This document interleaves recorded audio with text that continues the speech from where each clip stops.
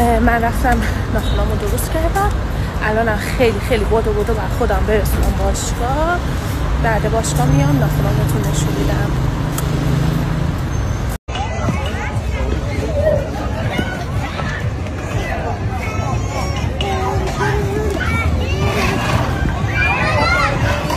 خب اینم بگم بعد برم.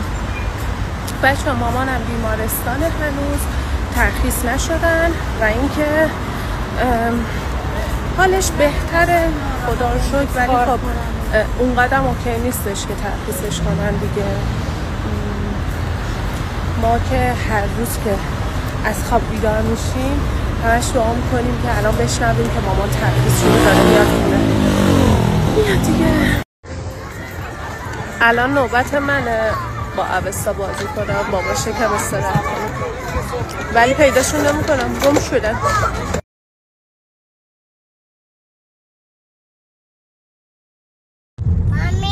سلام، حال شما؟